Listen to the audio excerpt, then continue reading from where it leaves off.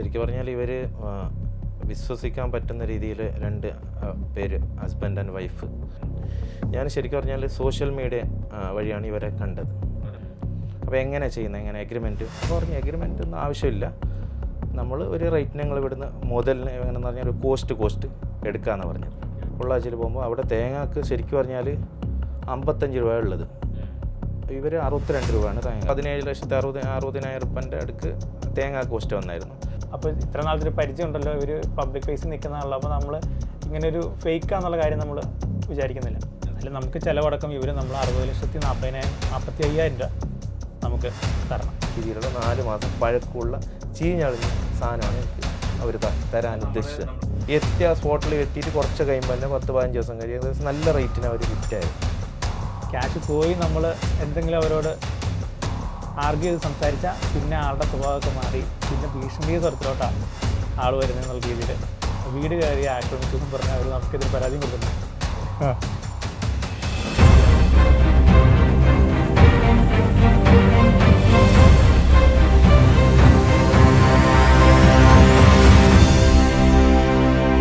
Turning പോയിൻറ്റിൻ്റെ വഴിത്തിരിവ് എന്ന് പറഞ്ഞ മറ്റൊരു എപ്പിസോഡിലേക്ക് ഏവർക്കും സ്വാഗതം.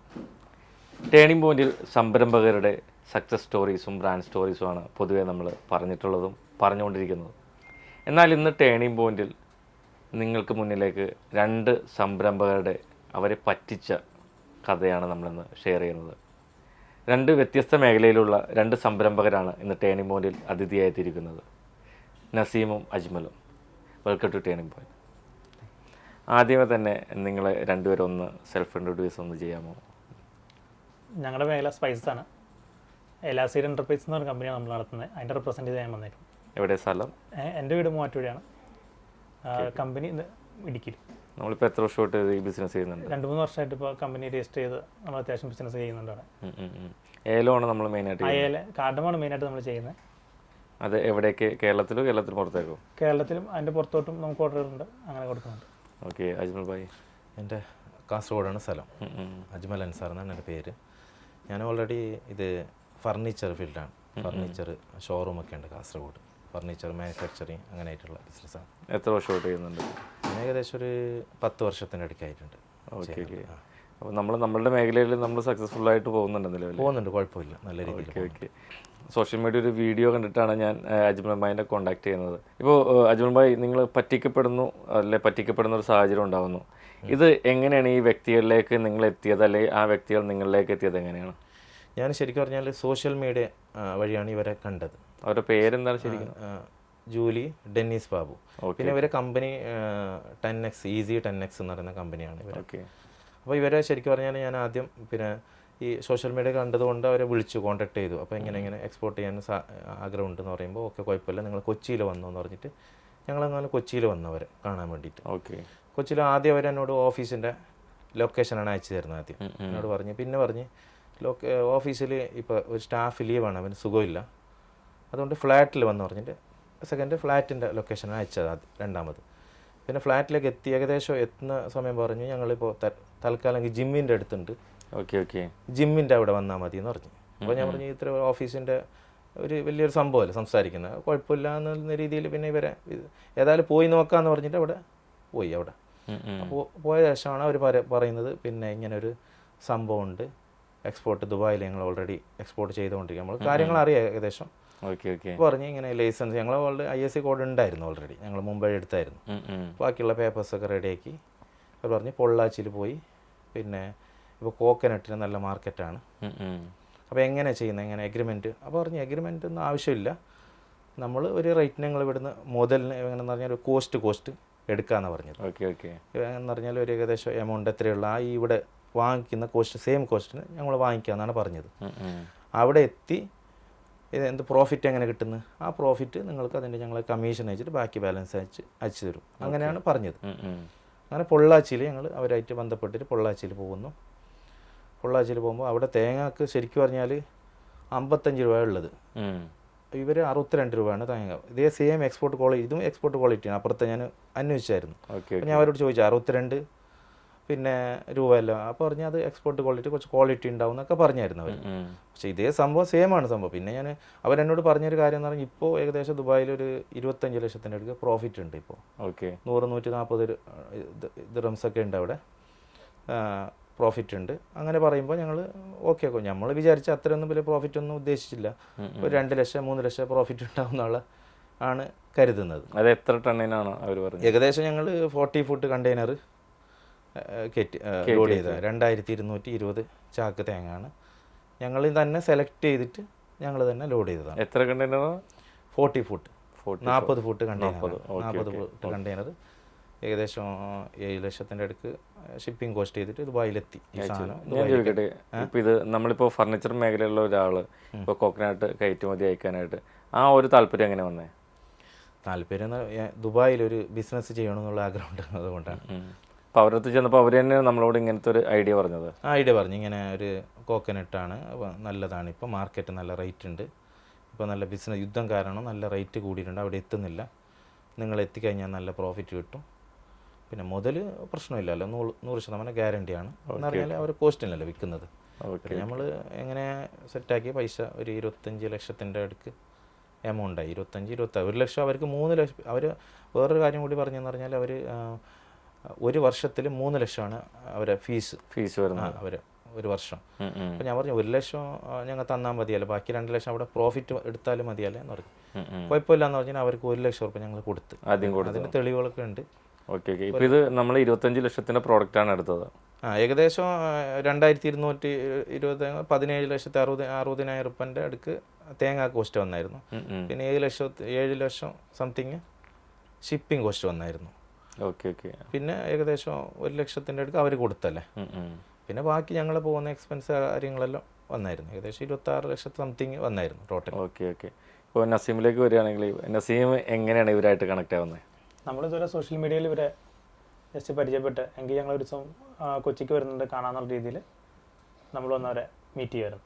അങ്ങനെ മീറ്റ് ചെയ്ത സമയത്ത് ഇവർ നമ്മളോട് ഇതുപോലെ 3 ലക്ഷം രൂപ ഇവരുടെ ഒരു ഫീസ് ഉണ്ട്, ഒരു വർഷത്തേക്ക് നല്ല ബയേഴ്സിന് ഇവർ തരും. അതായത് നമുക്ക് ജെന്യൂൻ ആയിട്ട് ബയേഴ്സ്. അപ്പോൾ ഈ എക്സ്പോർട്ട് ചെയ്യുന്നതിൻ്റെ ഏറ്റവും വലിയ പ്രശ്നം ജെന്യൂൻ ആയിട്ടുള്ള ബയേഴ്സിന് കിട്ടുക എന്നുള്ള, ക്യാഷ് കിട്ടുക, അതുപോലെ ജെന്യൂൻ ആയിട്ട് ബയേഴ്സിന് കിട്ടുക എന്നുള്ളതാണ് ഏറ്റവും വലിയ വിഷയം വരുന്നത്. അപ്പോൾ ഇവർ അതിന് ഗ്യാരണ്ടി പറയുമ്പോൾ നമ്മൾ പറഞ്ഞു ഈ 3 ലക്ഷം രൂപ എന്നിട്ടുള്ള അങ്ങനത്തെ ഗ്യാരണ്ടി നമുക്ക് വേണ്ട. ജെന്യൂൻ ബയേഴ്സ് ആണെങ്കിൽ നിങ്ങൾ ഓർഡർ എടുത്തോ, നമുക്ക് സാധനം സപ്ലൈ ചെയ്യാം, അപ്പോൾ നിങ്ങളൊരു വില ഇട്ടെടുത്തോ, അപ്പോൾ നമുക്ക് എക്സ്പോർട്ട് ചെയ്യുന്നതിൻ്റെ ഇത് വേണ്ട, നമ്മൾ ചെയ്തോളാം. ഓക്കെ. അപ്പോൾ അവർക്കും ഗ്യാരണ്ടി ആണല്ലോ ക്യാഷ് കിട്ടും എന്നുള്ളത്. അപ്പോൾ നമുക്ക് അത് ചെയ്യാമെന്ന് പറഞ്ഞ് നമ്മൾ പിരിഞ്ഞു പോയി. കുറേ കാലം ഇവർ ഓരോ ബയേഴ്സ് ഓരോ ഓർഡറിൻ്റെ കാര്യം പറയും. അതായത് ഇതുപോലെ കോക്കനറ്റിൻ്റെ കാര്യം പറയും, ഇടയ്ക്ക് അരി ഉണ്ടെന്ന് പറയും, സവോള ഉണ്ടെന്ന് പറയും. ഇതൊന്നും നമ്മുടെ മേഖലയല്ല, നമ്മൾ ചെയ്യുന്നില്ല. അപ്പോൾ ഇതൊക്കെ നമ്മൾ ഒഴിവാക്കി കിട്ടും. പിന്നെ ഒരു പറയുന്ന ഓർഡറിന് 1 മാസം പെൻഡിങ് വരും ക്യാഷ്, അത് കഴിഞ്ഞായിരിക്കും ക്രെഡിറ്റിലായിരിക്കും. അപ്പോൾ അത് നമ്മൾ ചെയ്യുന്നില്ല, ക്രെഡിറ്റ് നമുക്ക് വേണ്ട, കാരണം നമുക്ക് അറിയില്ലാത്ത ബയേഴ്സിന് നമ്മൾ സാധനം അയക്കുന്നുമില്ല എന്നുള്ള രീതിയിൽ നമ്മൾ നിന്നു. അത് കഴിഞ്ഞാണ് ഇവർ ഈ വർഷം കഴിഞ്ഞ വർഷം ലാസ്റ്റ് ആറായപ്പം ഒരു ഓർഡർ പറയുന്നത്, ഞങ്ങൾ ദുബായിൽ കമ്പനി തുടങ്ങുക, അപ്പോൾ ഞങ്ങളുടെ രജിസ്ട്രേഷനൊക്കെ ഏകദേശം കംപ്ലീറ്റ് ആയി, അപ്പോൾ നിങ്ങൾ വേറൊരാൾക്ക് സാധനം കൊടുക്കണ്ട, ഞങ്ങൾക്ക് സാധനം തന്നാൽ മതി. അപ്പോൾ ഞങ്ങൾ അവിടെ കൊണ്ടുപോയി ഞങ്ങൾക്ക് ഉറപ്പുള്ള ബയേഴ്സിന് ഞങ്ങൾ കൊടുക്കുന്നു. അപ്പോൾ ഞങ്ങളുടെ കയ്യിൽ നിന്ന് സാധനം വേറൊരാളുടെ കൈ മാറി പോകുന്നുമില്ല, ക്യാഷ് കിട്ടിയ ശേഷം മാത്രമേ നമ്മുടെ കയ്യിൽ നിന്ന് പോകുന്നുള്ളൂ. അപ്പോൾ നമുക്ക് ഈ ഗ്യാരണ്ടി ഇവർ ഇവിടെ ഉള്ളവരാണ്, അപ്പോൾ ഇത്ര നാളത്തെ പരിചയം ഉണ്ടല്ലോ, ഇവർ പബ്ലിക് ഫേസിൽ നിൽക്കുന്നതാണല്ലോ, അപ്പോൾ നമ്മൾ ഇങ്ങനെ ഒരു ഫേക്കാന്നുള്ള കാര്യം നമ്മൾ വിചാരിക്കുന്നില്ല. അങ്ങനെ ഇവർ പറയുന്നതനുസരിച്ച് നമ്മൾ ഇവരുടെ അവിടുത്തെ കമ്പനിയിൽ നിന്ന് അപ്സി മെഡിക്കൽസ് എന്ന് പറഞ്ഞ കമ്പനിയാണെന്ന് പറഞ്ഞ് ഇവർ അതിൻ്റെ ലൈസൻസ് നമ്മൾ കാണിച്ചു തന്നു. ഇവരവിടെ ഒരു ബയേഴ്സ് ഉണ്ട്, ഒരു ബയ്യറിനെ കിട്ടിയിട്ടുണ്ടെന്നും ആൾ ഭയങ്കര ട്രാക്ക് റെക്കോർഡുള്ള ആളാണെന്നും നല്ല ബയേഴ്സാണ്, ഞങ്ങളെല്ലാം പോയി കണ്ടെത്തി എല്ലാം ഓക്കെ ആയിട്ടുണ്ടെന്ന് പറഞ്ഞ് നമ്മൾ അറിയിക്കുന്നു. ഒരു ബയ്യറെ കിട്ടിയിട്ടുണ്ട്, അപ്പോൾ നിങ്ങൾ ഞങ്ങളുടെ കമ്പനിക്ക് സാധനം തന്നേരെ, അപ്പോൾ ലൈസൻസ് ഇതാണ്, അപ്പോൾ ഞങ്ങൾ പർച്ചേസ് ഓർഡർ അയക്കാമെന്ന് പറഞ്ഞ് അപ്സി മെഡിക്കൽസ് എന്ന് പറഞ്ഞ കമ്പനിയിൽ നിന്ന് ഇവർ 2000 കിലോ ഏലക്കയുടെ PO പർച്ചേസ് ഓർഡർ ഇഷ്യൂ ചെയ്ത് തന്നു. അപ്പോൾ ഇവരുടെ കമ്പനിയിൽ നിന്നാണ് നമുക്ക് പർച്ചേസ് ഓർഡർ കിട്ടുന്നത്. അങ്ങനെ നമ്മൾ ഇവരുടെ കമ്പനിയിലോട്ട് ബില്ലടിച്ചു. അതായത് കൺസൈനി അവരുമായിട്ട് ബില്ലടിച്ചു, അപ്സി മെഡിക്കൽ കൺസൈനി. അത് ഇവർ പറഞ്ഞ അനുസരിച്ച് നമ്മൾ നോട്ടിഫൈ പാർട്ടി വേറൊരു കമ്പനി വെച്ചിട്ടുണ്ടായിരുന്നു. അപ്പോൾ ഇവർ പറയുന്ന ആ കമ്പനിക്കാണ്, നോട്ടിഫൈ പാർട്ടി വെച്ചേക്കുന്ന കമ്പനിക്കാണ് സാധനം പോകുന്നത്. അപ്പോൾ ഒന്നെങ്കിൽ ഇവരുടെ പ്രസൻസിലോ അല്ലെങ്കിൽ ഇവരുടെ അനുവാദത്തോടെ അവർക്ക് എടുക്കാൻ പറ്റും, ഇവർക്ക് മാത്രമേ കവർ ചെയ്യാൻ പറ്റുള്ളൂ. അത് നമുക്ക് ഷിപ്പിങ്ങിന് ചോദിച്ചാൽ നമ്മൾ മനസ്സിലാക്കിയായിരുന്നു. അങ്ങനെ നമ്മൾ ആ ബില്ലിൽ സാധനം കയറ്റി വിട്ടു. എയർപോർട്ടിൽ നിന്നാണ് സാധനം കയറ്റി വിടുന്നത്. 2000 കിലോയിലേക്ക് എയർ കാർഗോ ചെയ്തത്. എന്ന് വെച്ചാൽ 3 ദിവസം മാക്സിമം ഒരാഴ്ച കൊണ്ട് നമുക്ക് പൈസ റിട്ടേൺ കിട്ടാൻ വേണ്ടിയാണ് എയർ കാർഗോയിൽ വിട്ടത്. അത് ഇവർക്കും അറിയാം. അത് കഴിഞ്ഞ് 2 ദിവസമായി. അപ്പോൾ അവർ പറഞ്ഞു ക്യാഷ് ഇത് കൺവേർട്ട് ആവാനുള്ള ബുദ്ധിമുട്ടാണ്, കൺവേർട്ടായി നിങ്ങൾക്ക് ഉടനെ ക്യാഷ് ക്രെഡിറ്റ് ആവും എന്ന് പറയുന്നു. കയറ്റി അയച്ചു. കാരണം നമുക്ക് പർച്ചേസ് ഓർഡർ കിട്ടി, അത് ഇവരുടെ ബില്ലടിച്ചു, ഓക്കെ, എല്ലാം ബില്ലും കാര്യങ്ങളെല്ലാം ഓക്കെയാണ്. പിന്നെ ഇവർക്കാണ് നമ്മൾ സാധനം കൊടുക്കുന്നത്. അപ്പോൾ പുറത്തുള്ള ഒരാൾക്കല്ലല്ലോ, നമ്മൾ അറിയുന്നവരാണല്ലോ, മലയാളി കൂടിയാണ്, ഇവിടെ പബ്ലിക് ഫിഗറാണ്. അതുകൊണ്ടാണ് നമ്മൾ സാധനം കൊടുത്തത്. എത്ര രൂപയുടെ സാധനം നമ്മൾ അയച്ചത്? ഇതിന്റെ പർച്ചേസ് ഓർഡർ അനുസരിച്ച് അന്നത്തെ ഒരു 63 ലക്ഷത്തി സംതിങ് രൂപയുടെ പർച്ചേസ് ഓർഡർ ആയിരുന്നു. അതിൽ നമുക്ക് ചിലവടക്കം ഇവർ നമ്മൾ 60,40,45,000 രൂപ നമുക്ക് തരണം. അങ്ങനെയാണ് ഇതിന്റെ കണക്ക്. അപ്പോൾ അതിന്റെ പ്രോഫിറ്റ് എങ്ങനെയായിരുന്നു? പ്രോഫിറ്റ് എന്ന് പറഞ്ഞാൽ നമ്മൾ ചെറിയൊരു പ്രോഫിറ്റ് ഇട്ട് ഇവർക്ക് സാധനം വിറ്റേക്കും. നമുക്ക് ആ പ്രോഫിറ്റ് മതി. കാരണം ഇവരത് കഴിഞ്ഞ് ആ പർച്ചേസ് ഓർഡർ അനുസരിച്ച് വിറ്റോട്ടെ. അപ്പോൾ അവർക്ക് വലിയൊരു ലാഭം കിട്ടുവാണെങ്കിൽ അവർ അതിൽ നിന്ന് ഷെയർ ചെയ്യാമെന്നു, അല്ലെങ്കിൽ നമുക്ക് നമ്മൾ ഓൾറെഡി ഇവർക്ക് ചെറിയൊരു പ്രോഫിറ്റ് ആണല്ലോ കൊടുത്തേക്കുന്നത്. അതിൽ നിന്ന് നമുക്കുള്ള പ്രോഫിറ്റ് നമുക്ക് കിട്ടുന്നുള്ള പ്രതീക്ഷയിലാണ് നമ്മൾ കൊടുത്തത്. കാരണം നമ്മൾ ഡയറക്റ്റ് ഇത് എക്സ്പോർട്ട് നമ്മുടെ പേര് ചെയ്യുന്നെങ്കിലും നമ്മൾ ഇവർക്ക് വിൽക്കുന്ന പോലെയാണ് ബിസിനസ് നടന്നേക്കുന്നത്. അതിനുള്ള അപ്പോൾ അപ്സി മെഡിക്കൽസ് ഇവരുടെ കമ്പനിയാണെന്നും ഇവരുടെ പിഒയും തന്നാണ് നമുക്ക് എല്ലാം ചെയ്തു തന്നേക്കുന്നത്. അപ്പോൾ അജുൽ ഭായ്, നമ്മളിപ്പോൾ കോക്കനട്ട് നമ്മൾ അയച്ചു, കയറ്റി അവിടെ ചെന്നു, പിന്നീട് എന്താണ് സംഭവിച്ചത്? പിന്നീട് അവിടെ ഷിപ്പ് എത്തിയ ശേഷം ഞാൻ ഏകദേശം ഈ അവിടെ എത്തുന്നു എന്ന് പറഞ്ഞിട്ടുള്ള ഒരു ഓൾറെഡി ഇങ്ങനെ സെർച്ച് ചെയ്തുകൊണ്ടായിരുന്നു ഷിപ്പിംഗ് ലൈന് നമ്പറൊക്കെ അടിച്ചിട്ട്. അവിടെ എത്തിയ ശേഷം ഞാൻ അവർക്ക് വിളിച്ചു, ഇതിങ്ങനെ സംഭവം എത്തിയാണ്. പറഞ്ഞു നോട്ടിഫിക്കേഷൻ അവർ ഞങ്ങൾക്ക് കിട്ടിയില്ല. ഞാൻ പറഞ്ഞു നിങ്ങൾ നോക്കി ഒന്ന് കിട്ടിക്കോ. അപ്പോൾ അവർ പറഞ്ഞു ഒരു ദുബായിൽ ഒരു ഷിബിൻ എന്ന് പറയുന്ന ഒരു നമ്പർ എനിക്കൊന്ന് വാട്സപ്പിൽ ഇട്ടുന്നു, അയാളായിട്ട് ബന്ധപ്പെട്ടു എന്ന് പറഞ്ഞു. അയാളാണെങ്കിൽ വിളിച്ചാൽ ഫോൺ എടുക്കൂല. പിന്നെ ഇവർ എത്തിയതിനു ശേഷം പിന്നെ എടുക്കാതിരിക്കും, ഇവർക്ക് വിളിച്ചിരുമ്പോൾ ഫോൺ എടുക്കുന്നില്ല, എത്ര ആയാലും ഫോൺ എടുക്കുന്നില്ല. പിന്നെ ഒരാഴ്ച കാലം ഫോൺ എടുക്കാതിരിക്കുമ്പോൾ ഇവരോട് ഞാൻ ചോദിച്ചു എന്താ സംഭവം, എന്താ ചെയ്യുന്നത്. അപ്പോൾ ഞാൻ പറഞ്ഞ് അവർ പറഞ്ഞു എന്നോട് വില കുറച്ച് കുറവാണ്, വില കുറവാണെന്ന് പറഞ്ഞു. അപ്പോൾ ഞാൻ പറഞ്ഞു വില കുറവേണ്ട ആവശ്യമില്ലല്ലോ, നമ്മളൊരു റേറ്റിന് വിറ്റതല്ലേ നിങ്ങൾക്ക്, കുറച്ച് ടൈം വേണമെന്ന് പറഞ്ഞു അവർ. ഞങ്ങൾക്ക് കുറച്ച് ടൈം വന്നാൽ പിന്നെ ക്ലിയർ ചെയ്തു. അപ്പോൾ ഞാൻ ഏതായാലും നമ്മളൊരു മാനുഷ്യ പരിഗണന വെച്ചിട്ട് ഒരു ടൈം കൊടുത്ത് പറഞ്ഞു കുഴപ്പമില്ല. അപ്പോൾ അവർ പറഞ്ഞ് പിന്നെ ഫോൺ എടുക്കാതിരിക്കുമ്പോൾ ഞാൻ പറഞ്ഞു 1 മാസം കൊണ്ട് നിങ്ങളൊരു കാര്യം ചെയ്യാം, ഫണ്ട് ഒന്ന് ക്ലിയർ ചെയ്തു, നിങ്ങൾ ലാഭം നിങ്ങൾ എടുത്തോ, കുഴപ്പമില്ല എന്ന രീതിയിൽ ഞാൻ സംസാരിച്ചു. മുതൽ കിട്ടിയാൽ മതി എന്നുള്ള ഒരു ഫ്രോഡ് ഒരു ഫോൺ എടുക്കാതിരിക്കുമ്പോൾ ഞങ്ങൾക്ക് മനസ്സിലാവുമല്ലോ സംഭവം. ഒരു സാധനം നമ്മളൊരാളെ വിശ്വസിച്ചിട്ട് അയച്ചിട്ട് ഇവർ ഫോൺ എടുക്കാതിരിക്കുമ്പോൾ അങ്ങനെ പറയുമല്ലേ. അവരോട് പറഞ്ഞു 1 മാസം കഴിഞ്ഞിട്ട് ഫണ്ട് തന്നാൽ മതി. അപ്പോൾ പറഞ്ഞ് നിങ്ങൾ 1 മാസം കൊണ്ട് നിങ്ങൾ 25 ലക്ഷം രൂപ തിരിച്ചു തരാമെന്ന് പറഞ്ഞു. അപ്പോൾ 1 മാസം 25ാമത്തെ ദിവസം ഇവർക്ക് ഞാൻ ഫോൺ വിളിച്ചു. പറഞ്ഞു ഫണ്ട് എങ്ങനെ തരാൻ പറ്റുന്ന, അങ്ങനെ അവിടെ നഷ്ടമല്ല, ഞാൻ എങ്ങനെ തരാൻ പറ്റുമെന്ന് ചോദിച്ചു. അങ്ങനെ പറയുന്ന അങ്ങനെ. അപ്പോൾ ഞാൻ പറഞ്ഞു നിങ്ങളൊരു കാര്യം, പിന്നെ നിങ്ങൾ എത്രയാണ് വിലയുള്ളത് അന്ന് പറഞ്ഞു. അപ്പോൾ പറഞ്ഞു ഇപ്പോൾ മാർക്കറ്റിൽ വില കുറവാണ്. അപ്പോൾ ഒരു കാര്യം ചെയ്യും, ഞാൻ ആ തേങ്ങ ഉണ്ടല്ലേ കോക്കനട്ട് എനിക്ക് തന്നു. ഞാനൊരു ബഹ്റൈനിൽ എൻ്റെ ഒരു ഫ്രണ്ട് ഉണ്ടായിരുന്നു, എൻ്റെ ബ്രദറിൻ്റെ ഒരു ബഹ്റൈനിൽ. അപ്പോൾ എക്സ്പോർട്ട് ചെയ്യാൻ വേണ്ടിയിട്ട് ഞാൻ ഉദ്ദേശിച്ചു. അപ്പോൾ ഈ പൈസ എങ്ങനെ പോയി കിട്ടിയ പോലെയാണ് തോന്നുന്നത് എന്ന് പറഞ്ഞാൽ ഫോൺ എടുക്കാതിരിക്കുമ്പോൾ ഞാൻ പറഞ്ഞു തേങ്ങ ആണെങ്കിൽ തന്നേക്ക് എന്ന് പറഞ്ഞിട്ട് ഞാൻ എന്താക്കി ദുബായിലേക്ക് ഒരാളെ വിട്ടു. നമ്മളൊരു ഫ്രണ്ടിനെ ഒരു പാർട്ട്ണറാണ് നമ്മൾ, ദുബായിലേക്ക് വിട്ടു. അവിടെ അന്വേഷിച്ച് C9 എന്ന് പറയുന്ന ഒരു ഷോപ്പിൽ അവിടെ ഒരാളെ നമ്പർ അവിടെ തന്നു. അപ്പോൾ ആ സമയത്ത് ഇവർ നാട്ടിലെ ഈ സിബിനും ഡെന്നീസ് ബാബും ജൂലിയും ഇവർ ശരിക്കും പറഞ്ഞാൽ ശ്രീലങ്കനാണ് ആ സമയത്തുള്ളത്.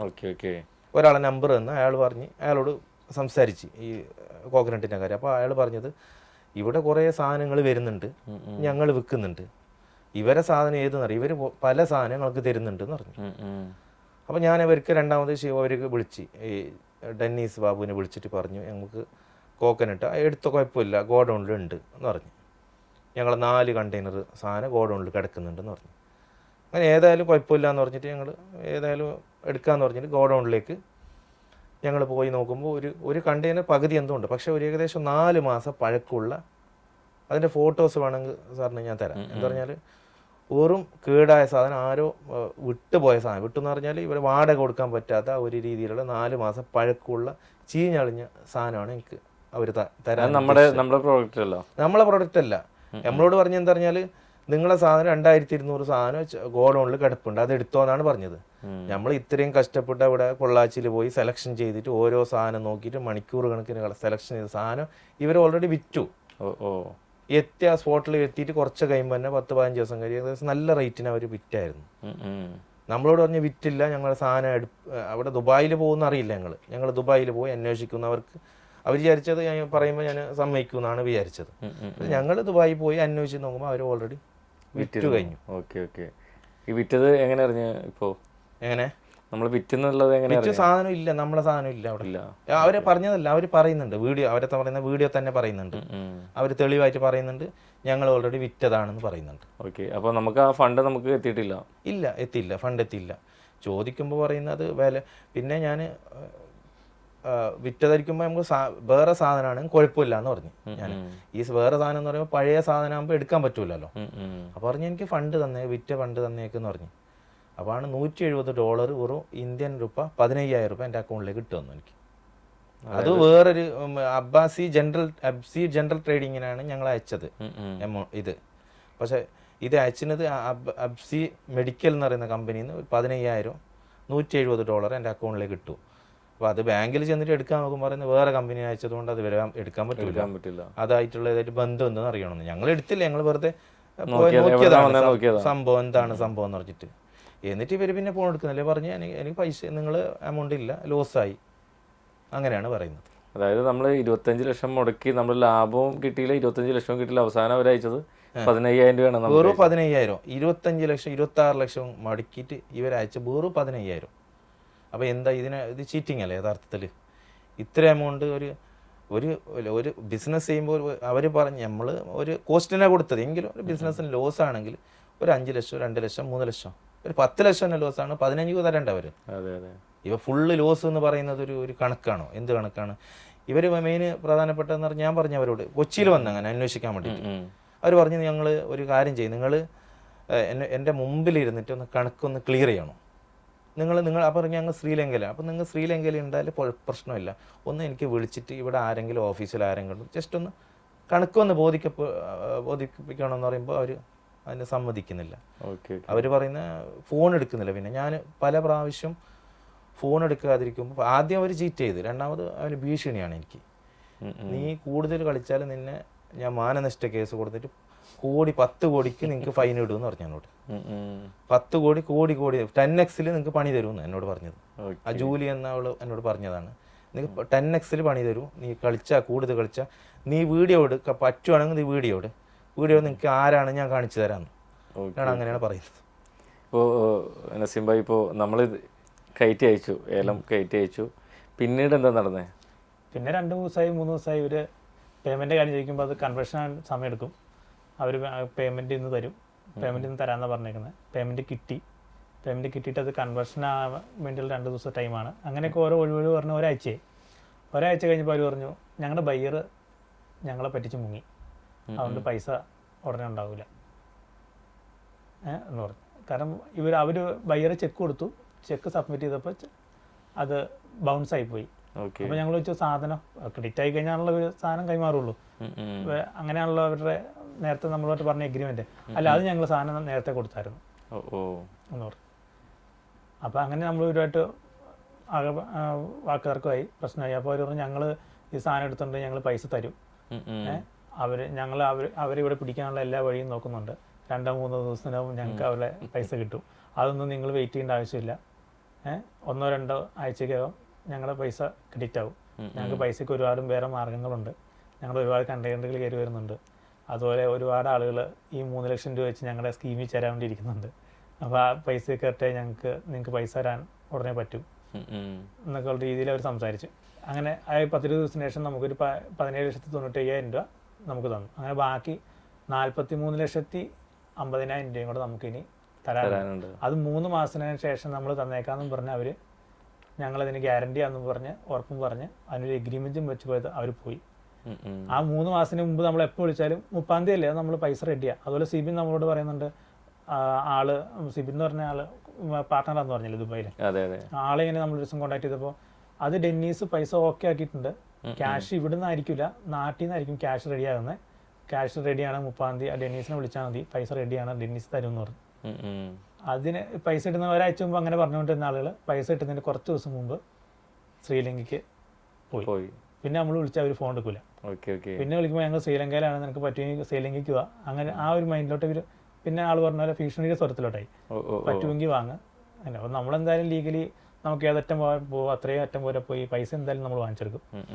അല്ല, ഇത് ഇത്രയും നമുക്ക് ഇത്രയും രൂപ നഷ്ടപ്പെടുന്ന നമ്മൾ കേസുമായിട്ട് അങ്ങനെ എന്തെങ്കിലും പോയായിരുന്നോ? നമുക്ക് ഇവർക്കെതിരെ കേസുണ്ട്. അതെവിടെ നമ്മൾ കൊടുത്തത്? നമ്മൾ ഇവരുടെ കമ്പനിയും നമ്മൾ മീറ്റ് ചെയ്തേക്കുന്നതും പൈസ ട്രാൻസ്ഫർ നടന്നേക്കെല്ലാം ആലുവയിലായതുകൊണ്ട് ആലുവയിലാണ് കേസ് എടുത്തേക്കുന്നത്. ആലുവയിൽ കേസ് കൊടുത്തു. അപ്പോൾ അവരുടെ ഒരു ഭാഗത്തു നിന്നുള്ള ഒരു റിപ്ലൈ എന്തായിരുന്നു? അല്ല, നിങ്ങൾ ലീഗലായിട്ട് പോക്കോ, നമുക്ക് കോടതിയിൽ ഞങ്ങൾക്ക് വക്കീലുണ്ട്, ഞങ്ങൾ കണ്ടോളാം. നമ്മൾ പോലീസ് സ്റ്റേഷനിൽ വിളിച്ചപ്പോൾ അവർ പറയുന്നത് ഞങ്ങൾക്കല്ല ഒരു സാധനം തന്നേക്കുന്നത്, നോട്ടിഫൈ പാർട്ടി വേറെ കമ്പനിയാണ്, ആ കമ്പനിയോട് ചോദിക്കാൻ പറയാം. അപ്പം നമ്മൾ ഓൾറെഡി ഷിപ്പിംഗ് കമ്പനി പോലീസുകാർ മുമ്പ് വെച്ച് തന്നെ വിളിച്ചു. അപ്പോൾ ഷിപ്പിംഗ് കമ്പനിയിൽ നിന്ന് അവർ പറഞ്ഞു നോട്ടിഫൈ പാർട്ടി ഈ കൺസൈനി പറഞ്ഞാൽ മാത്രം സാധനം എടുക്കാൻ അവകാശപ്പെട്ട ആളുകളാണ്, ഇവരറിയാതെ ആ സാധനം എവിടെയും പോകില്ല. എന്നാൽ അവർ ഷിപ്പിംഗ് കമ്പനി നമ്മൾ അപ്പോൾ തന്നെ പോലീസുകാർക്ക് തന്നെ ക്ലാരിറ്റി ചെയ്ത് കൊടുത്തു. അപ്പോൾ ഈ ഒരു സംഭവം നിങ്ങളുടെ ഏകദേശം നടന്നിട്ട് ഇപ്പോൾ എത്ര മാസമായി? ഇപ്പം എൻ്റെ ഏകദേശം ഒരു 2 മാസമായുള്ളൂ. 2 മാസമായുള്ളൂ. നമ്മുടെ ഇവർ 6 മാസം ആകും. 6 മാസമാകും. ശരിക്കും ഇപ്പോൾ കാസർഗോഡുള്ള അജ്മൽ ഭായ്, അതുപോലെ മൂവാറ്റുപുഴയിൽ ഉള്ള നിസാം ഭായും നിങ്ങളെങ്ങനെയാണ് കണക്ട് ആയത്? ഞങ്ങൾ ഇവരെ തപ്പി ഫ്ലാറ്റിൽ വരാറില്ല. ഇവർ നാട്ടിൽ വന്നാലും എവിടെയും ഒളിച്ച് താമസിക്കില്ല പതിവ്. ഇവർ ശ്രീലങ്കയിലാന്ന് പറഞ്ഞു കുറേ ദിവസം വീഡിയോ ഇടുന്നുണ്ടായിരുന്നു. അതിനിടയ്ക്ക് ഇവരുടെ വീഡിയോസ് നിന്നു. അപ്പോൾ നമുക്കറിയാം ഇവർ വന്നിട്ടുണ്ട്, ഫ്ലാറ്റിൽ വരാത്ത. അപ്പോൾ ഫ്ലാറ്റിൽ എപ്പോഴും നമ്മൾ അന്വേഷിച്ചുകൊണ്ടായിരുന്നേ, നമുക്ക് പൈസ തരാനുള്ള ആരെ നമ്മൾ അന്വേഷിക്കണമല്ലോ. അതെ അതെ. അപ്പോൾ നമ്മൾ അങ്ങനെ അന്വേഷിച്ചുകൊണ്ടായിരുന്നത്. അങ്ങനെ ഒരു ദിവസം നമ്മൾ അന്വേഷിച്ച് പോയപ്പോഴാണ് ആളുടെ നമ്പർ കിട്ടുന്നത്. അതായത് നമ്മൾ എവിടെ ഇവർ അന്വേഷിച്ച് പോയാലും, ഇവരുടെ അഡ്രസ്സിലുള്ള ഇത് ഭാഗത്ത് നമ്മൾ അന്വേഷിച്ച് പോയാലും ഇതിന് മുന്നേ 3-4 പേര് വന്നായിരുന്നു എന്ന് പറയും. ഞാൻ അങ്ങനെ ഫ്ലാറ്റിൽ അന്വേഷിച്ച ശേഷമാണ് ഇവരെ നമ്പർ കിട്ടുന്നത്. എനിക്ക് നമ്പർ കിട്ടിയിട്ട് അവളെ ബാപ്പാൻ്റെ നമ്പറാണ് കിട്ടിയത്. ബാപ്പാനോട് ഇങ്ങനെ സംസാരിച്ചു, ഒരാളെ നമ്പറുണ്ട്, എത്ര എമൗണ്ട് പോയിന് എങ്ങനെ എമൗണ്ട് ഒന്നും എനിക്കറിയില്ല. ഇങ്ങനെ വിളിച്ചിട്ട് ഇങ്ങനെ സംസാരിച്ചിട്ടാകുമ്പോൾ പറഞ്ഞ് ഒരു എമൗണ്ട് പോയിട്ടുണ്ട്, നസീം എൻ്റെ മകനാണെന്ന് പറഞ്ഞ്. അങ്ങനെയാണ് പിന്നെ നസീമിനെ ബന്ധപ്പെടുന്നത്. ഇത് സമാനമായിട്ടുള്ള ആൾക്കാരെ ഇതുപോലെ അവർ പറ്റിച്ചിട്ടുണ്ടോ? ഇങ്ങനെ ഇതുപോലെ സ്കാം നടക്കുന്നു പറഞ്ഞ് ഒരു ചാനലിൽ ഓൾറെഡി ഒരു ന്യൂസ് വന്നു. അപ്പോൾ ഇവരുടെ അതേ പാറ്റേണാണ് അവർ പറയുന്നത്. അത് 3 ലക്ഷം രൂപ അഡ്വാൻസ് ചോദിക്കുന്നു. അത് കഴിഞ്ഞ് ഈ തേങ്ങയുടെ കാര്യം പറയുമ്പോൾ ഇവരുമായിട്ട് വീഡിയോ റിലേറ്റ് ചെയ്യുന്ന എല്ലാവരും അതിൻ്റെ അടിയിൽ ഒന്ന് കമൻറ്റ് ഇടുന്നുണ്ടായിരുന്നു. അതായത് അത്യാവശ്യം നമ്മൾ കേരളത്തിലെ അത്യാവശ്യം നല്ല അറിയപ്പെടുന്ന എക്സ്പോർട്ടേഴ്സ് എല്ലാം അതിന് കമൻറ്റ് ചെയ്തു. അത്യാവശ്യം നല്ല വൈറലായി. അതോടെ ഇവർക്കെതിരാകുന്ന ആളുകൾക്ക് ആ കമന്റ് അവർ സ്വയം ഏറ്റെടുത്തു. പറഞ്ഞാൽ ശരിക്കും പറഞ്ഞാൽ നമ്മളൊരു ഫ്രണ്ടാണ് അവർ, നമ്മളൊരു സുഹൃത്ത് എന്ന രീതിയിൽ നമ്മളിങ്ങനെ കാര്യം പറഞ്ഞിട്ട് അവർ വീഡിയോ ചെയ്തതാണ്. ഇങ്ങനെ ഒരു സംഭവം നമ്മൾ പറ്റിയിട്ടുണ്ട്, അപ്പോൾ വീഡിയോ നമ്മൾ പുറത്ത് പറഞ്ഞാൽ നിങ്ങളെ കേസ് കൊടുക്കുമെന്ന് പറയും, അങ്ങനെയൊക്കെ പറഞ്ഞായിരുന്നല്ലോ. അപ്പോൾ ഞാൻ പറഞ്ഞു ഏതായാലും പേര് പറയണ്ട, ജസ്റ്റ് ഇങ്ങനെ സമൂഹത്തിൽ നമ്മളേതായാലും പെട്ടു, നമ്മളെ എമൗണ്ട് പോയി, അപ്പോൾ ഇനി ചെയ്യാതിരിക്കാൻ വേണ്ടിയിട്ട് അവരെ പേരൊന്നും പറയണ്ട, ഇങ്ങനെ സിമ്പിളായിട്ട് വീഡിയോ ചെയ്താന്നും പറഞ്ഞു. അങ്ങനെ വീഡിയോ ചെയ്തതിന് ശേഷമാണ് ഇവരെ താഴെ വന്നിട്ട് ജനങ്ങൾ മൊത്തം ഇവർ പേരാണ് മെൻഷൻ പറഞ്ഞുകൊണ്ടിരിക്കുന്നത്. ഞങ്ങളൊരു കാരണവശാൽ അവരുടെ പേരോ ഒന്നും പറഞ്ഞില്ല. എന്നിട്ട് അവർ സ്വയം ഏറ്റെടുത്തു, ഞങ്ങൾ തന്നെ ചെയ്തെന്ന് പറഞ്ഞിട്ട് അവർ സ്വന്തം ഏറ്റെടുത്തു. അല്ല, ആ വീഡിയോ കണ്ടിട്ടാണ് ഞാൻ നിങ്ങളിലേക്ക് കണക്ട് ആയത്. അതെ അതെ. അല്ല, അപ്പോൾ അതിനുശേഷം ഞാൻ അവരുടെ സോഷ്യൽ മീഡിയ ചെന്ന് നോക്കിയപ്പോൾ അവർ ഇതിനെ ഒരു ക്ലാരിറ്റി കൊടുത്ത ഒരു വീഡിയോസൊക്കെ ചെയ്തിട്ടുണ്ട്. ഞങ്ങൾ മാർക്കറ്റ് പ്രൈസിനാണ് ഈ സാധനം വാങ്ങിയത്, അങ്ങനെയാണ് ഇങ്ങനെയാണ് കുറേ കാര്യങ്ങളൊക്കെ പറയണ്ടായിരുന്നു. അതെ അതെ. അതെ, അവർ തേങ്ങയുടെ കാര്യം ഭയങ്കരമായിട്ട് ജസ്റ്റിഫൈ ചെയ്ത് പറയുന്നുണ്ടായിരുന്നു. അതെ അതെ അതെ. ഏലത്തിന്റെ കാര്യം മിണ്ടിയിട്ടില്ല, കാര്യം സംസാരിച്ചിട്ടില്ലേ ഇല്ല. അല്ല, ഇത് ഈ വീഡിയോ വരുമ്പോഴായിരിക്കും ഇങ്ങനെ ഒരു പറ്റിക്കപ്പെടുന്ന സാധനം ഇവർക്ക് ഇനി ഈ ഒരു സംഭവം ക്ലാരിറ്റി വരുത്തേണ്ടതായിട്ടുള്ള ആവശ്യകത വരും. ഈ ഒരു കാര്യം ശരിക്കും ഇപ്പോൾ നിങ്ങളുടെ വീഡിയോസ് വരുന്നതിന് മുന്നേ നമ്മൾ അറിഞ്ഞായിരുന്നു. ഇപ്പോൾ നമുക്ക് നമ്മുടെ ഒരു സഹോദര തുല്യനായിട്ടുള്ളൊരു വീത്ത് എന്ന് പറയുമ്പോൾ മൂവാറ്റുപുഴത്തന്നെയുള്ളത്. അപ്പോൾ അവൻ എന്നെ വിളിച്ചു പറഞ്ഞു, ചേട്ടാ ഇങ്ങനൊരു സംഭവമാണ്, നമ്മുടെ ഒരു അറിയാവുന്നൊരു കക്ഷിയാണ്, പുള്ളിയുടെ ഒരു 60-70 ലക്ഷം രൂപ പറ്റിച്ചിട്ടുണ്ട് ഏലത്തിൻ്റെ പേരിൽ, അപ്പോൾ നമുക്ക് പറ്റുവാണെങ്കിൽ അവരെ ഒന്ന് ചെയ്യണം. അപ്പോൾ അവൻ പറയുന്നത് അവൻ ഇതുമായിട്ട് ബന്ധപ്പെട്ട് അവർ വിളിച്ചപ്പോൾ അവർ ഒത്തിരി അവനെ കുറേ ചീത്ത വർത്താനൊക്കെ പറഞ്ഞാണ്, നീ എന്താ വെച്ച്. അപ്പോൾ അവനതൊക്കെ എനിക്ക് അയച്ചു തന്നായിരുന്നു. അപ്പോൾ ഞാൻ പറഞ്ഞു നമുക്ക് ചെയ്യാൻ പോനെന്ന് പറഞ്ഞു.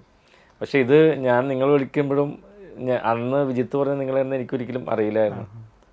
പക്ഷെ ഇവർ സമാനഗതിയിൽ ഒത്തിരി പേര് ഇപ്പോഴും പറ്റിച്ചുകൊണ്ടിരിക്കുകയാണ്. അതിൽ നിന്ന് നമ്മൾ ഒരുപാട് പേര് കോൺടാക്ട് ചെയ്തു, അതായത് ആളെ കോൺടാക്ട് ചെയ്തു. എനിക്ക് ഈ വീഡിയോ വന്നതിന് ശേഷം എനിക്ക് ഒരുപാട് കോൾസുകൾ വന്നു. ഏകദേശം നല്ല 3 ലക്ഷം കൊടുത്തിട്ട് ഒരുപാട് ആൾക്കാരുണ്ട് ഇപ്പോൾ ഓൾറെഡി. പിന്നെ ഓൾറെഡി കണ്ടെയ്നർ മുംബൈയിൽ നിൽക്കുന്നുണ്ട് പല ആൾക്കാരും. മുംബൈയിലും ഇവിടെ എല്ലാ പോർട്ടിലും ഇവരെ സാധനമായിട്ട് കിടക്കുന്നുണ്ട്. പിന്നെ 1-2 പേര് ചേന ബന്ധപ്പെട്ടായിട്ട് അവരിപ്പോഴും ആഗ്രഹിച്ചുകൊണ്ടിരിക്കുകയാണ് ഞങ്ങൾ പൈസ കിട്ടുമെന്നുള്ള ഒരു ആഗ്രഹം വെറുതെ. പക്ഷെ ഞങ്ങൾ കിട്ടിപ്പോകുന്നുള്ള അവരോട് പറഞ്ഞ ചേന മുളച്ചു പോയി, അപ്പൊ അങ്ങനെ ചെത്തിക്കളഞ്ഞപ്പോ ഒരുപാട് വേസ്റ്റ് പോയി, അതുകൊണ്ട് ഞങ്ങൾക്ക് വിൽക്കാൻ പറ്റിയില്ല. ആളോട് അങ്ങനെ പറഞ്ഞേക്കുന്നത്. പക്ഷെ ആള് പുറത്തേക്ക് അങ്ങനെ എക്സ്പോസ് ചെയ്യാൻ താല്പര്യപ്പെടുന്നില്ല. നമ്മളിത് അങ്ങനെ ഷെയർ ചെയ്തു. പിന്നെ 3 ലക്ഷം രൂപ കൊടുത്ത ഒരേ ആൾക്കാർ ഷെയർ ചെയ്തു, അവർക്ക് ഓർഡർ ഇതുവരെ കിട്ടിയിട്ടില്ല. അപ്പൊ ഞാൻ അവരോട് ചോദിച്ചു, അത്യാവശ്യം ജെന്യൂൻ ആയിട്ടൊരു ഓർഡർ, ക്യാഷ് റെഡി കിട്ടും, അങ്ങനെയുള്ളൊരു ഓർഡർ നിങ്ങൾക്ക് അവരെന്തായാലും തരില്ലല്ലോ. അങ്ങനെ റെഡി അവിടെ ചെന്ന് പൈസ കിട്ടുന്നതാണെങ്കിൽ അവരെന്തായാലും അവർ സ്വന്തം ഓർഡർ എടുക്കാനല്ലേ ശ്രമിക്കുള്ളൂ. നമ്മളും അത് അവിടത്താണ് നമ്മൾ ഇവർക്ക് കൊടുക്കാന്നുള്ള രീതിയിൽ ചെയ്തത്. കാരണം നമ്മൾ പുറത്തൊരാൾക്ക് കൊടുക്കുന്നില്ല. ഇവരെല്ലാ പ്രോഡക്ട്സും ഇവിടുന്ന് കയറ്റി കൊണ്ടുപോകുന്നുണ്ട്. ഇവരെങ്ങനെ മെയിൻ പരിപാടി എന്ന് പറഞ്ഞാൽ ആദ്യം 3 ലക്ഷം വാങ്ങിക്കുക, എന്നിട്ട് ഒരു കൺസൈൻമെൻറ്റ് ചെയ്യും ഒരാളെ. അപ്പോൾ ഇവിടെ വാങ്ങിക്കുന്ന അവിടുന്ന് കമ്മീഷൻ കിട്ടിയവർക്ക്. ഇവർ തന്നെ ആളായിരിക്കും ചിലപ്പോൾ. ഇപ്പോൾ അറിയാത്ത ആൾ, നസീമാണ് സ്വന്തം ഐറ്റംസ് എന്ന് പറയാം. അപ്പോൾ എൻ്റെ ആണെങ്കിൽ സ്വന്തം ഐറ്റംസ് അല്ല, അവർ തന്നെയാണ് ബയ്യറെ തന്നത്. അവർ അവിടെ കമ്മീഷൻ വെച്ചു 55-ൻ്റെ 7 രൂപ, ഏകദേശം 2 ലക്ഷം അവിടെ കമ്മീഷൻ വെച്ചു. പിന്നെ 3 ലക്ഷം വാങ്ങി, 5 ലക്ഷം കിട്ടി. ഇവിടെ കയറുമ്പോൾ തന്നെ 5 ലക്ഷം അവർക്ക് അക്കൗണ്ടിലേക്ക് കയറി. പിന്നെ അവിടെ എത്തിയിട്ട് അവിടുന്ന് കമ്മീഷൻ കിട്ടി. അങ്ങനെ ആക്കിയിട്ടാണ് ഈ സംഭവം. അപ്പോൾ ഒരു കൺസൈൻമെൻറ്റ് ചെയ്ത് കഴിഞ്ഞാൽ പിന്നെ സംസാരിക്കാൻ പറ്റില്ല. അവർ പറയും അങ്ങനെയാണ് ഇങ്ങനെയാണെന്ന് പറയുമ്പോൾ ആരും പിന്നെ പുറത്ത് വരാൻ മടിയാണ് ആൾക്കാർക്കൊക്കെ. ആർക്കും ഇത് പറയാൻ പുറത്ത് സമൂഹത്തിന് മുമ്പിൽ ഒരു പ്രശ്നമാവും എന്നുള്ളൊരു തോന്നലാണ്. പക്ഷെ എനിക്ക് അങ്ങനെ മടിയില്ലാത്തത് കൊണ്ടാണ് ഞാൻ ഇതിൻ്റെ മുമ്പിൽ വന്നത്. ഞാൻ ചോദിക്കട്ടെ, ഇപ്പോൾ നിങ്ങളിപ്പോൾ ഞാൻ വിളിച്ചു, നിങ്ങൾ 2 പേരും വിളിച്ചു, നിങ്ങളിത് തുറന്നു പറയാനുള്ളൊരു കാരണം എന്താണെന്ന് പറയാമോ? തുറന്നു പറയാന്ന് പറഞ്ഞാൽ ഈ ആദ്യത്തെ വീഡിയോ ഒന്നല്ല, അതിൽ നിന്ന് ഒരുപാട് പേർക്ക് ഇത് പൈസ നഷ്ടപ്പെട്ടിട്ടുണ്ട്. 3 ലക്ഷം രൂപ കൊടുത്ത് കബളിപ്പിച്ചവരുണ്ട്. നിങ്ങളെക്കാനും ഒരാഴ്ച മുമ്പും കൂടെ വീഡിയോ ഇടാൻ മേലായിരുന്നു, ഞങ്ങൾ പൈസ കൊടുക്കില്ലായിരുന്നല്ലോ എന്ന് പറഞ്ഞവരുണ്ട്. അതിൽ UK ഉള്ളവരുണ്ട്, അങ്ങനെ ഒരുപാട് ആൾക്കാരുണ്ട്. അപ്പൊ ഇനി ആളുകൾ ഇങ്ങനെ, അതായത് ഒരു 3 ലക്ഷം രൂപ കൊടുത്ത ആളുടെ ചിന്തിക്കുന്നതെന്ന് വെച്ചാൽ ആ പൈസ പോട്ടെ, ചെറിയ എമൗണ്ട് അല്ലേ. ഇവരെ സംബന്ധിച്ച് ഒരു 10 പേര് ഒരു മാസം കൊടുത്തു കഴിഞ്ഞാൽ 10-30 ലക്ഷം രൂപ. പിന്നെ നമ്മളെ ശരിക്കും പറഞ്ഞാൽ നമ്മളെ ഏതായാലും ഫണ്ട് പോയി. ഇനി ഒരുപാട് ആൾക്കാർ ഒരുപാട് കഷ്ടപ്പെട്ടിട്ടുണ്ടാക്കിയ ക്യാഷാണ്. ഇത് പോകരുതെന്നുള്ള ഒരു മനസ്സിലൊരു എന്താ പറയുക, പാവങ്ങളെ ക്യാഷാണ്. നമ്മളിത് പോയി അത് ജനങ്ങളിന് പോകണ്ടെന്നുള്ള രീതിയിൽ ഇവർ ഫ്രോഡാണെന്ന രീതിയിൽ നമ്മൾ സമൂഹത്തിന് മുമ്പിൽ അറിയിക്കുകയാണ്. അത്രേ ഉള്ളൂ ഇതിന്റെ ഉദ്ദേശം. ഇപ്പോൾ നിങ്ങളിപ്പോൾ വീഡിയോ ചെയ്തപ്പോൾ ഇവര് നിങ്ങൾക്കെതിരെ എന്തെങ്കിലും ഭീഷണിയായിട്ട് എന്തെങ്കിലും വന്നായിരുന്നോ പിന്നീട്? ഭീഷണി എന്ന് പറഞ്ഞാൽ ഇവര് നമുക്കൊരു വീഡിയോ അയച്ചു, നീ ലീഗലായിട്ട് എത്ര വേണമെങ്കിലും പൊക്കോ, മുഖ്യമന്ത്രി, ആഭ്യന്തരമന്ത്രി, ഇവിടുത്തെ DIG, ഇവർക്കൊക്കെ ഇവരുടെ മുമ്പിൽ എനിക്ക് ഡയറക്റ്റ് ആക്സസ് ആണ്. ഇവർക്കൊക്കെ ഡയറക്റ്റ് ആക്സസ് ഉള്ള ആളാണ് ഞാൻ. അത് കാരണം സർക്കാരിന്റെ ഒരുപാട് എക്സ്പോർട്ട് ഞാൻ ചെയ്യുന്നുണ്ട്. അതുകൊണ്ട് എനിക്ക് എന്റെ ബന്ധങ്ങൾ നിനക്ക് ചിന്തിക്കാൻ പറ്റാത്ത കാര്യമില്ലെന്ന് പറഞ്ഞു. നിങ്ങളെ പൂട്ടു, അങ്ങനെയാണ്. അതിന്റെ ഓഡിയോ ഉണ്ട് നമ്മുടെ ഒരാഴ്ച. എന്നോട് അതുപോലെ തന്നെയാണ് പറഞ്ഞത്. ഫേസ് കാണിച്ച് നീ വീഡിയോ ചെയ്താലും നിങ്ങൾക്ക് കാണിച്ചു തരാം, നിന്നെ 100% ഞാൻ അതിനെ DIG ആയിട്ട് പിന്നെ പൂട്ടു, നിന്നെ DIG ബന്ധമുണ്ട്. ഇതേപോലെ തന്നെയാണ് എന്നോടും അതേ സെയിം ആണ് പറഞ്ഞത്. അതുപോലെ നമ്മുടെ പാർട്ണറോട് നിന്റെ പേര് ഞാൻ കേസ് കൊടുക്കും, നിന്റെയും 2 പേരുടെയും പേര്, നിന്റെയും പാർട്ണറുടെയും പേര് കേസ് കൊടുക്കും, നിങ്ങളെ കോടതി കയറ്റും, അങ്ങനെയുള്ള ഭീഷണി അവര്. അതായത് അവരെ ആക്രമിച്ചു എന്നും പറഞ്ഞു. അത് അതൊരു ലേഡിയാണ്. ഇവനെ വിളിച്ചാൽ ലേഡി സംസാരിക്കുള്ളൂ. ഇപ്പൊ ഇവനെ നമ്മൾ വിളിച്ച് സംസാരിക്കാൻ വെച്ചാൽ ഇവൻ ആദ്യത്തെ 2 വാക്ക് പറഞ്ഞിട്ട് പിന്നെ ലേഡി സംസാരിക്കും. കാരണം പുള്ളിക്കാരി മറ്റേ സാധാരണ നേരത്തെ പറഞ്ഞ പോലെ മറ്റേ നമ്മൾ വിളിച്ച ഒരാളും പറഞ്ഞു, ക്യാഷ് വാങ്ങുന്നവരെ പുള്ളിക്കാരി ഭയങ്കര സ്റ്റാൻഡേർഡാ. ക്യാഷ് പോയി നമ്മൾ എന്തെങ്കിലും അവരോട് ആർഗ്യൂ ചെയ്ത് സംസാരിച്ചാൽ പിന്നെ ആളുടെ സ്വഭാവമൊക്കെ മാറി പിന്നെ ഭീഷണി സ്വരത്തിലോട്ടാ ആള് വരുന്നുള്ള രീതിയിൽ. അല്ല, ഇത് നമ്മളെ സംബന്ധിച്ച് നമ്മുടെ ലക്ഷങ്ങളുള്ള പ്രോഡക്റ്റാണ്, നമ്മൾ അല്ലെങ്കിൽ ലക്ഷങ്ങളാണ് നമ്മൾ കൊടുക്കുന്നത്. അതെ. ഇതിപ്പോ ടോട്ടൽ ഇപ്പോൾ നിങ്ങൾക്ക് കിട്ടാനുള്ളത് ഇപ്പോൾ നമ്മൾ മുടക്കിയത് 25-26 ലക്ഷം വരെ ഉണ്ട്. അതെ. ഇപ്പോൾ നിങ്ങൾക്കാണെങ്കിൽ നമുക്കൊരു 43,000 ഉണ്ട്. നമുക്ക് ഇത്രയും പണം നമുക്ക് ഇത്രയും സമയത്ത് നഷ്ടപ്പെട്ടു.